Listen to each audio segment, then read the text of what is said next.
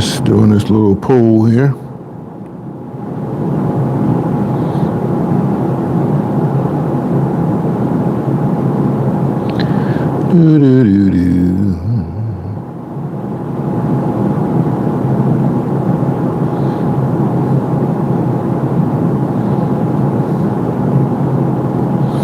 All right, here we go.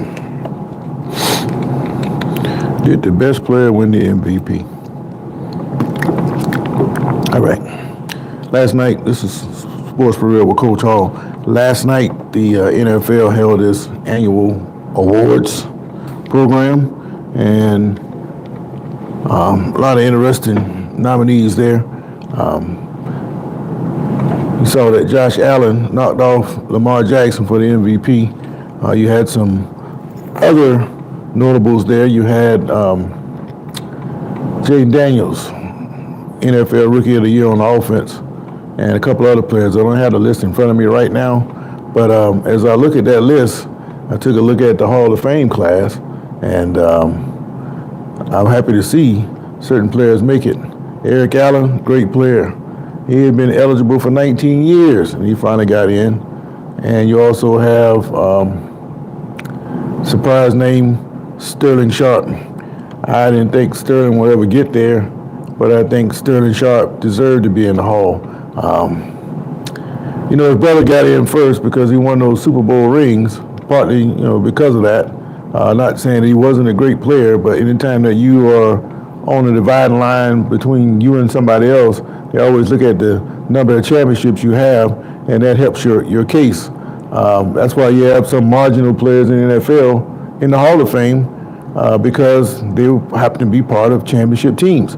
If you take those championship teams off, then some of those guys wouldn't be in the Hall of Fame. I thought Shannon was a good player. Maybe he was a Hall of Fame player, but truly, Sterling Sharp to me is a better player than what Shannon is. And if he hadn't got hurt, he would have put up a lot better numbers than what he did. And it's not a knock on Shannon. Shannon put up good numbers, great numbers, but he said it himself in his Hall of Fame speech. The best player or the best athlete in this house was not him, it was Sterling. And I think it's a great honor that as close as those two guys are, that both of them will now be in the Hall of Fame. So, that was a great celebration between those guys last night. But the big thing everybody was waiting to see was who was going to get the MVP. And Josh Allen got his first last night. He's deserving. But Lamar Jackson was also deserving, as well as a couple other players. But you see the same thing every year. It's always 3 or 4 guys that's worthy of that particular award. But the question I ask, is this a break for Lamar, or is it a slap in the face? Well, I talked about this yesterday. Jackson, he already has 2 MVPs, and if he was to get a third, all it was going to do is add more pressure on his back. And when you're trying to focus and win a championship, you don't need all that extra noise in the background talking about what you haven't done. Well, you can be the greatest player in the world, but that doesn't guarantee that you're going to win a championship. And he's getting better. He's throwing the ball better. He's got a running game behind him. But the circumstances, the intangibles, they haven't gone his way. And there's no guarantee it's going to go his way. So the only thing he can do is keep on preparing and getting better.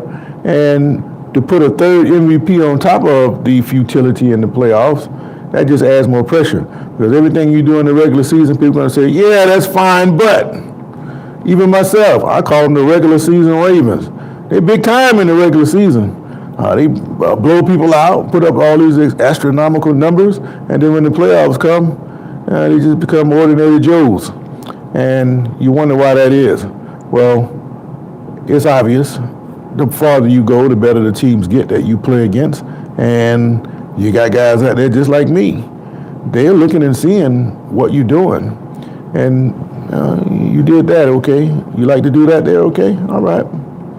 Meanwhile, I'm drawing up a game plan because I know if I want to be a champion, I'm going to have to run up against that. And I can't wait till the last week to try to get ready to try to beat that team. I got to already be thinking ahead, what would I do against this team if I was to face them in the future?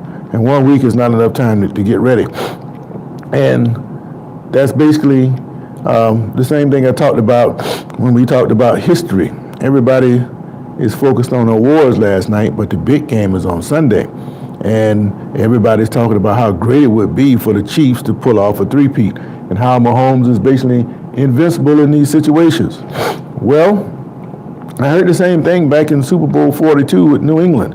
Everybody was all giddy and excited about the possibility of seeing the Patriots go undefeated, but they didn't look behind the curtain and see what the Patriots were up against. First of all, the Giants at that time was playing football. And what I mean by that, they were playing football the way you want to see it in all phases of the game. They were running the ball. They were playing great defense.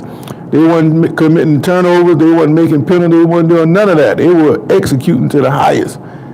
The Patriots were clearly the best team. However, the advantage I think the Giants had is that they had 4 weeks to get ready for New England. Well, how do you get 4 weeks coaching in a 2-week game? Well, first of all, these preseason games that you see in the NFL, they don't just show up and play a game. No. They've been there 2 or 3 days, and they've been practicing against that team, and the practice session culminates with a preseason game. Okay. That's 1 week because they played them in the preseason that year. At the end of the season, they played them again. That's 2 weeks. They made the Super Bowl. They got another 2 weeks to get ready for New England. And the final thing that they had over the Patriots that year, they had a front four that can put pressure on the quarterback. And they put him square on his back. They hit him, and they weren't expecting that. So I don't care if you got the Hall of Fame wide receivers spread out all over the field. If the defensive line gets to your quarterback and knocks him off his spot and put him on his back, he can't throw. So you can have your Randy Mosses and anybody else you want. If the quarterback can't throw the ball, you're done. And that's what happened that night when the Giants knocked off New England. Now, it's going to take the same kind of thing from the Eagles to get to Mahomes. If you get to Mahomes and put pressure on him, he's just a quarterback. I never met a quarterback that could throw on his back. And if you get to Mahomes and put him on his back, it's going to be the same thing. And the difference this time between the Eagles 2 years ago, they got a running game. They didn't have the same kind of running game that they have now. They had mostly Hurts scrambling and making plays. Well, you still have Hurts scrambling and making plays, but now you got a home run hitter in Barkley. It's not that he's going to outrun everybody once he breaks open to the open. It's just that it's hard to tackle. It's like a bowling ball. Much in the way of Derrick Henry when he gets in the open field, they both have attributes that make them hard to tackle down the field. So you have to get this guy before he gets started. Otherwise, it could be a long night for the Chiefs. But I think it's going to come down to, can the Chiefs stop Barkley? If they stop Barkley and you force Jalen Hurts to beat you strictly with his arm, I am not sure that he can do that. And that's what it's going to come down to. But if they're able to run the ball and control the clock, then Mahomes, he's going to have to come up with some more magic. And a lot of people are cringing at the fact that they think the Chiefs get a lot of calls. They do get a lot of calls, but at the same time, you know, in this age of me, all these people care about are their stats. And that does not make for a good team. And when you get a team like Kansas City who's not worried about stats so much, they're worried about championships, that becomes a problem. And as long as you have a few amount of teams that aren't team-oriented, Kansas City is going to be there as long as they have the nucleus of Mahomes, a good set of receivers, and a nice tight end down the middle like Travis Kelce. But a lot of people are expecting the Chiefs to get this three-peat. I got a feeling. I'm starting to get the same feeling I had in Super Bowl 42.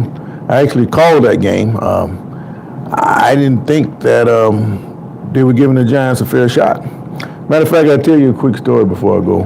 At that time, I was doing medical transport.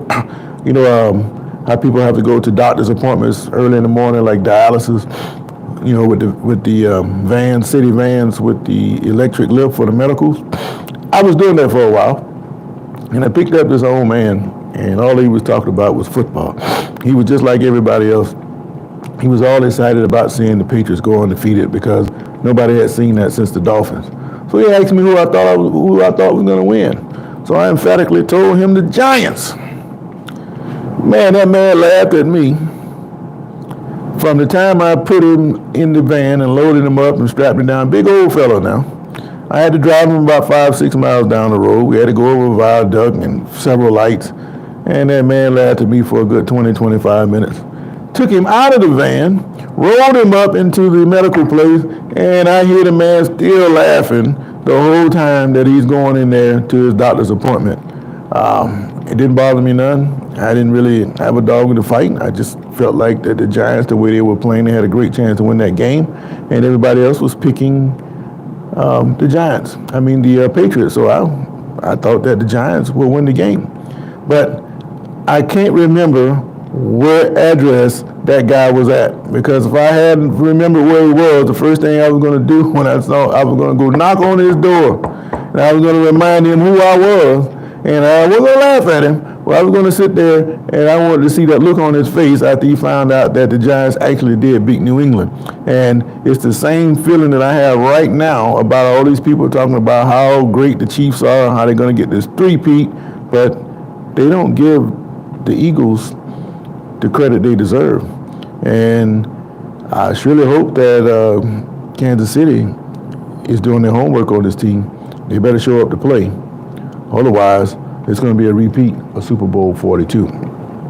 But the other thing I wanted to say about Josh Allen winning this MVP, I already touched on it, but it actually helps Lamar because it doesn't have all that extra pressure on his back.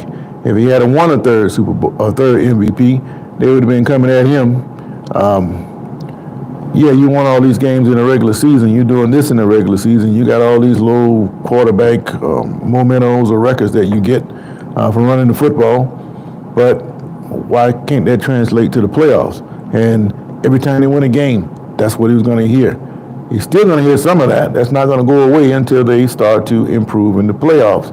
But that actually helps him by not winning that third one and let Josh Allen have it. Now, I don't know what the Bills are going to do, but I think sometimes they get a little bit predictable with the quarterback sneaks and all of that. Same thing with Philadelphia. Somebody's going to figure out how to stop that tush push. If they can't do it physically, they're going to do it the old-fashioned way. And like I tell you, if you keep running your quarterback in there, and we can't stop you no other way, and you saw what Washington was trying to do, trying to jump over the top and jump the gun and all of that, and they was going to give them a score because of that. Okay, you can't do it that way. You can't stop it the regular way. Here's what's going to happen with the tush pushing. I already told you this before. Jalen Hurts going to be on the bottom of that pile, and somebody's going to grab him and choke him by his neck. He's going to go off to the sideline and tell the coach what happened, and you won't see the quarterback running that play anymore. You might see what Baltimore is doing by putting Mark Andrews in there and having him run it. But the days that the quarterback running up in there, when somebody gouge his eyes out or twist his arm or bite him on the ankle or whatever they do to him under that pile, you're going to see that quarterback not run that play anymore. So if they can't stop it no other way, they're going to start doing something to the quarterback. And I think it's only fair. I mean, if you play in the game, we can't get you no other way. But if we get you on the bottom of this pile and nobody can see it, they can't call a penalty for it. So the defenses, they're some crafty fellows, and they will fight back. And that's what, I won't say that. That's what I see happening. I'll just leave it at that. All right, so I asked you guys, did the best player win the MVP? Nobody answered that poll question, but that's okay. But Josh Allen, Lamar Jackson, either one of them were worthy of winning the trophy. And I like to see that Sterling Sharp, he got into the Hall of Fame.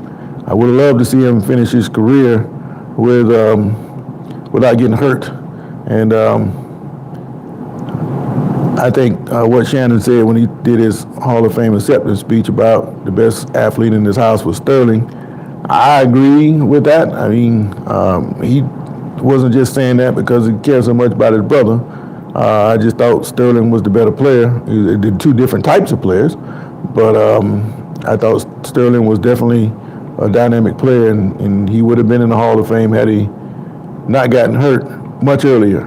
So that's well earned. Eric Allen, a couple other players that got in. I don't remember the full list right now, but a lot of these awards that they give out, well earned. A lot of people was hoping that Fred Taylor got in, but it looks like he didn't get in again. So He's going to have to keep coming up to the plate. Maybe he'll get in someday. But they already got one player here, Baselli, in Jacksonville. But right now they're looking to get Fred Taylor in. And the way things are, you better hurry up and get in because people remember the latest players. And the more he sits out, the less his odds are, the greater his odds are getting into the Hall of Fame. But congratulations to those who did. Congratulations to Allen. And we'll see how these guys bounce back next year. But as you listen to this pre-Super Bowl talk, listen to what they're saying about Kansas City and how little they're saying about the Eagles.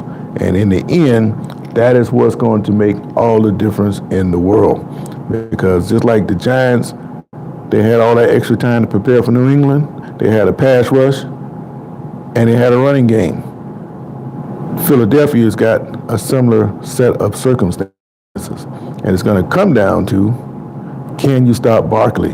And I'm wondering if you can, because if you got 4th and short, they're going to give it to Hurts. He's going to get that push play, and they're going to keep executing and keep moving the ball.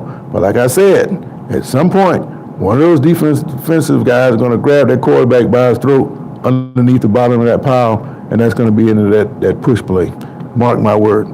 But anyway, I appreciate you guys for chiming in with me, wherever you are in the world. This Sunday, I'm going to do like a 3-4 hour run. I got a couple guests lined up to come talk with me, and we're going to talk Super Bowl and preview the game all the way up to kickoff time. So that's going to be on Sunday. But if you like my style of talk, please like and subscribe, and I'll catch you guys on the flip side. But in the meantime, I got to get out of here, man. I got to go to work. Also, I told you that I was up for a football job. I found that out today. So if I get that job, a head coach job, you guys will be the first to know. So until then, I'll catch you on the other side. But in the meantime, I got to go to work. So I'm out.